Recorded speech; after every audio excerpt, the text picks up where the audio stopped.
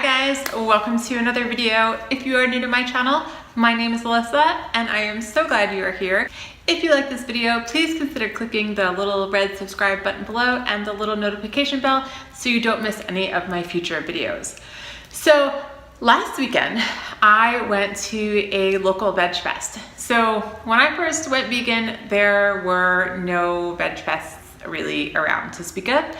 I live in Florida and there was one in Central Florida in Orlando, one on the West Coast in Tampa, I think it is, and one north of me all the way at the top of the state in Jacksonville, but there were none in my local area.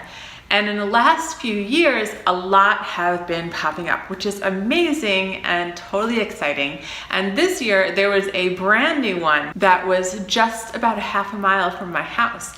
And it actually happened last weekend. So I took some time off of work to go, of course, and check it out and to show my support. Now it was a little bit small. I'll put a quick little video here of what it looked like and sort of the size and scope and all. But it was the first year that it happened, and I thought there was a pretty good turnout while I was there, and I heard that there was even more people that showed up later in the day. And for the first year, I think it was amazing. Now, while I was there, there was this one table, and I'm sure we've all seen them before when we go to these sort of things where you can spin a wheel and potentially win some things. So I spun the wheel and I actually won something that was of good value. I had no idea what it was, but they gave it to me anyways, of course. And this is what it is. It is called NuGrub, and it's a vegan food mix, which is really quite interesting. Now, apparently this little bag here, which has about 15 servings in it, is worth $20.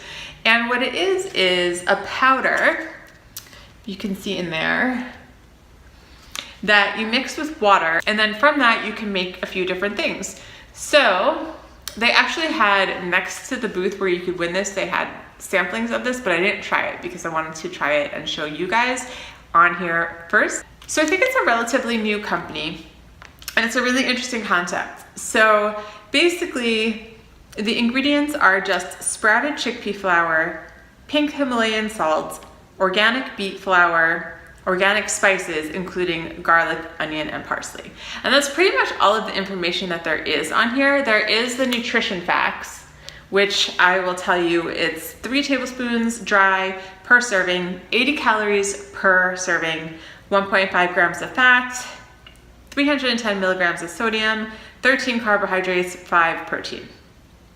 So it's pretty decent. Obviously a lot of that is coming from the chickpea and the chickpea flour, the protein and the carbs, but I thought that was pretty good. So I thought I would give it a try. So like I said, there's no directions on here, but they did give me this direction card, and it tells you step by step how to make several different things. So basically each recipe is mix some of this with some water and cook.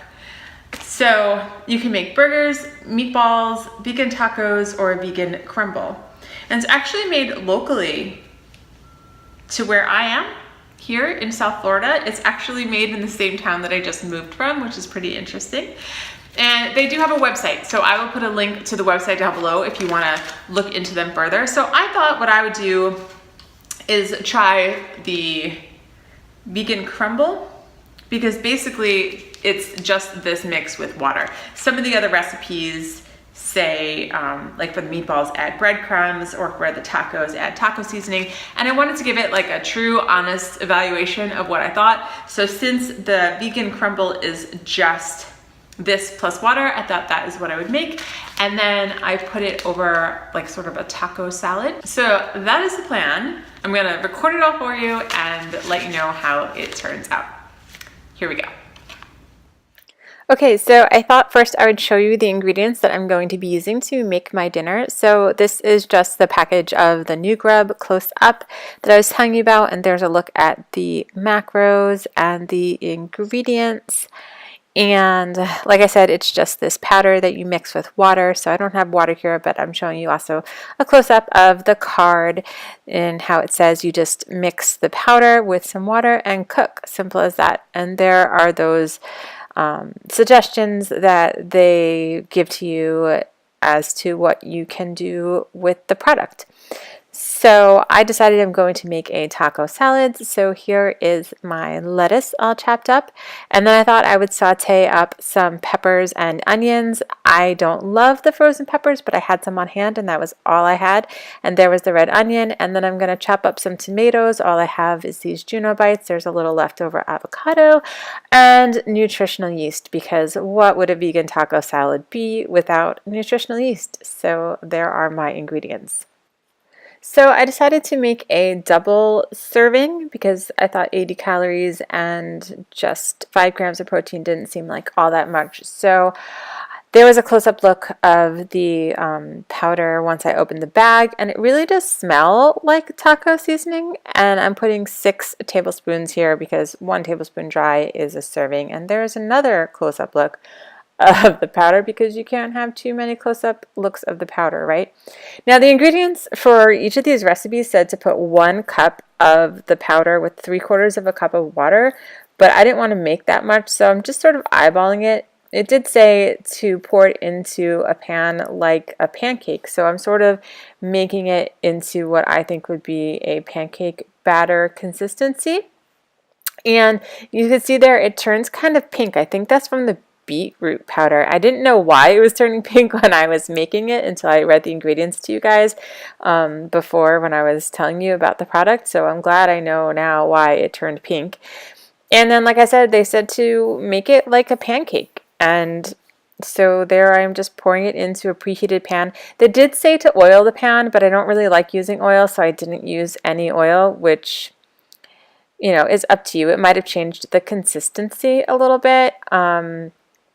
But the pan I have, I believe, is nonstick, and I figured you're just going to chop it up anyway, so if it sticks, not a problem, right? So here I am flipping it like a pancake, and oh, there, that's what happens when you don't use oil. And the first pancake that you're flipping always turns out as a disaster, right? So yeah, that is the close-up of my disastrous pancake flip.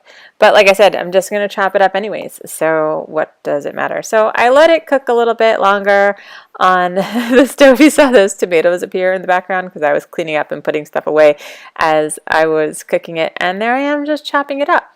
Now again, if I used oil, the consistency might have been different, but I think it was good enough for me. I don't know. If I was making it again, I might try it with oil just to see if it changes the flavor or changes the consistency. But I thought for a first try, this was a good first trial run. There's a close-up of what it looks like mashed up. Now it was a little bit thick and it was not necessarily totally cooked inside. It might be because I didn't use enough water because I didn't actually measure. So I did let it cook a little bit longer and try and cook some of that middle part too, and I kept just stirring it around and breaking it up, and I think this is what you were supposed to do. So I think I did a good job, and I think it turned out pretty well. I think the consistency was pretty good, and it tasted pretty good as well. Now here is where the technological disaster happened.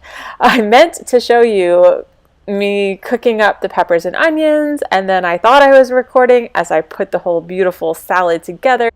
I thought I was showing you me topping the lettuce with the sauteed onions and peppers, and then topping it with the NuGrub mix and the tomatoes and the avocado, and then some sprinkling of a nutritional yeast. But then, alas, it was not recording. So all I have is the finished product, but at least I have that. So I also thought I would show you guys, this is how I recorded it in my MyFitnessPal. Those are just all of the ingredients as I put it in my diary. And then this is a look at the macros, the total calories, carbs, fat, and protein. And I realized that this actually was a little bit low for a dinner. I probably could have done to add some rice or quinoa. That would have bulked it up a little bit, but it was pretty good. And then I did have a dessert afterwards. And for my 10-second review, I thought it was pretty good. Chickpea flour has a really distinct texture and taste, and I think that if I had put the oil, like I said, or the other seasonings, might have masked that a little bit. But I think for a first try it was good, and I'll definitely try it again. So thank you guys so much for watching. If you like this video, please give it a thumbs up. If you have any questions or comments, don't forget to leave them down below because I love hearing from you. Don't forget to subscribe. You can just click my face right in the middle there to subscribe. And I hope you guys have a great day or night, and I will see you in my next video. Bye!